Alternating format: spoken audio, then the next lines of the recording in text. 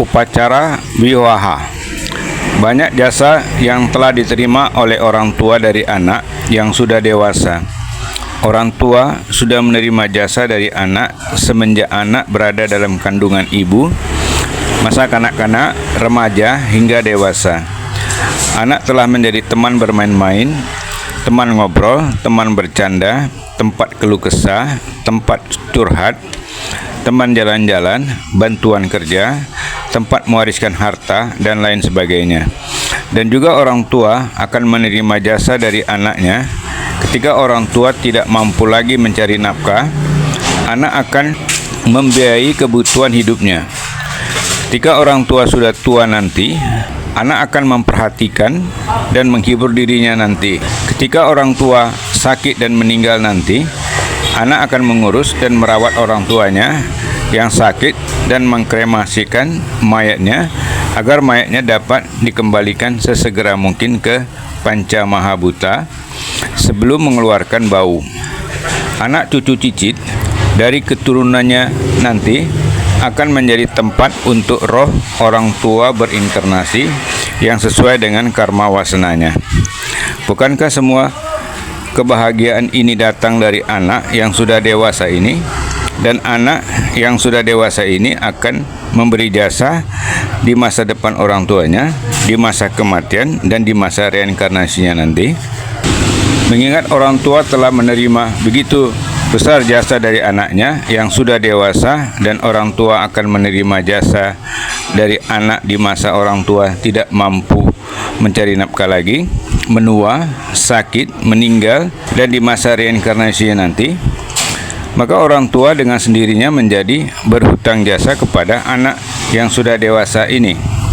Hutang-hutang jasa orang tua yang terakhir kepada anak yang sudah dewasa dan telah menjadi suputrem ini dapat dibalas oleh orang tuanya dengan melaksanakan upacara wiwaha. Setiap orang dari bangsa yang telah hidup berbudaya, pastilah hidupnya ada di ketujuh budaya yang telah tercipta dari evolusi perjalanan hidup manusia, dan tak seorang pun dari bangsa yang telah hidup berbudaya yang hidupnya terlepas dari hidup berkeluarga. Oleh karena itu, orang tua anak mestilah memperkenalkan anaknya yang sudah dewasa tapi belum bersuami istri itu dengan melaksanakan upacara wiwaha ke khalayak ramai. Karena anak akan menjadi anggota atau bahagian dari khalayak ramai, memenuhi kebutuhan hidup berkeluarga dari khalayak ramai, dan menuntun keturunannya di khalayak ramai, maka status perkawinan menjadi sangat penting. Upacara wiwaha adalah acara orang tua anak untuk memperkenalkan anaknya ke khalayak ramai agar anaknya mempunyai status perkawinan di khalayak ramai.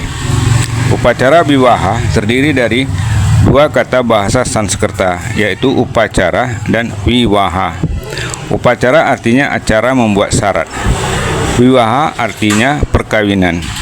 Kawin artinya sepasang, yaitu pasangan hidup. Seperti kakawin Ramayana. Kakawin terdiri dari dua kata, yaitu ka dan kawin. Ka adalah singkatan dari kawi. Kawi artinya sair. Kawin artinya sepasang, yaitu dua baris menjadi sepasang. Jadi kakawin Ramayana adalah epik Ramayana yang terdiri dari sepasang atau dua baris kalimat. Jadi upacara wiwaha adalah acara membuat syarat memasangkan simbol-simbol perkawinan, yaitu Mangalyam Sutra kepada mempelai wanita dan Meti kepada mempelai pria, agar mereka menjadi sepasang suami istri yang dapat membentuk keluarga. Dengan demikian, mereka dapat menurunkan suputrem dan mereka pun sudah dapat mendaftarkan kestatusan mereka ke negara untuk mendapatkan hak-haknya, karena mereka membayar pajak dari hasil kerja mereka kepada pemerintah dari bangsa yang telah hidup bernegara. Banyak sebutan untuk upacara wiwaha dalam bahasa yang berbeda dari bangsa yang telah hidup berbudaya. Upacara wiwaha biasanya didahului dengan acara lamaran, upacara niciem atau tunangan, parisem atau antaran, kemudian wiwaha. Untuk mengesahkan status perkawinan anak ke kalayak ramai, anak perlu restu dari kalayak ramai. Setelah direstui oleh orang tua dan deb, yaitu dewa atau dewi dari bangsanya sendiri.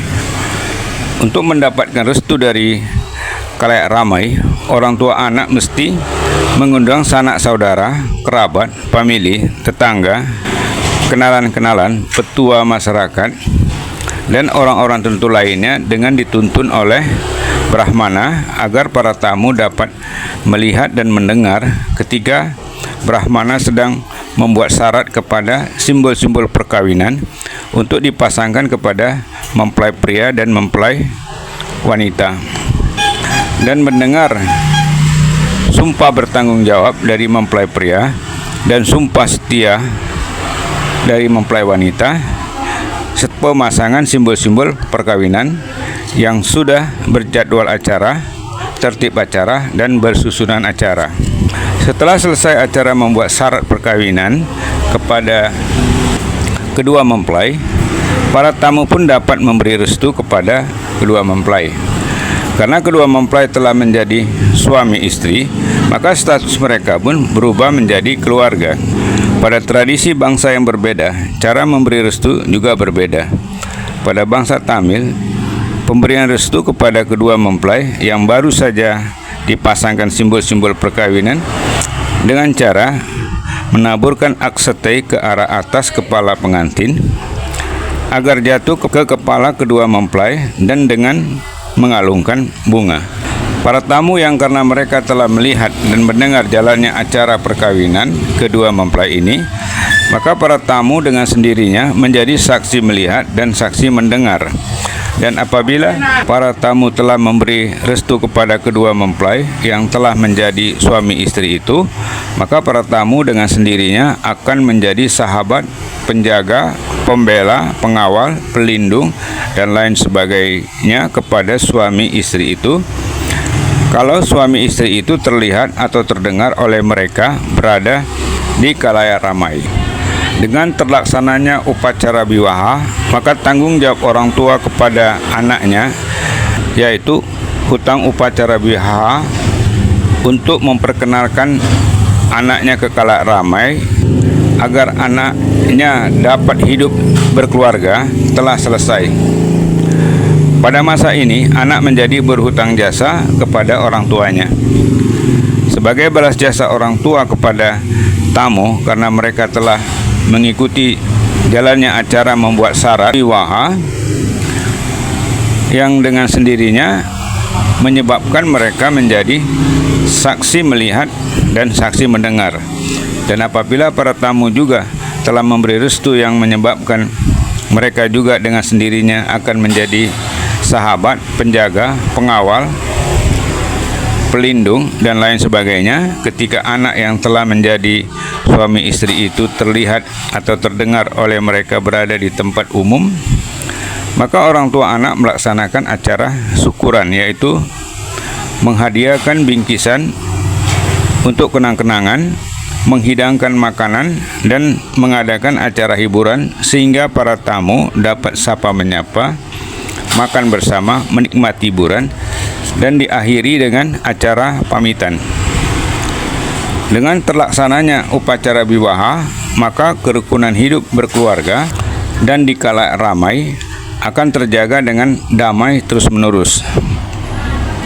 Pada jiwa orang tua tidak akan tersimpan data-data perilaku buruk, yaitu asubha karma wasana, dan tidak akan menjadi dosa, dan tujuan agama pun dapat tercapai, yaitu menuju hidup sejahtera dan bahagia semasa hidup dan mencapai persatuan Atman dengan Brahman setelah meninggal.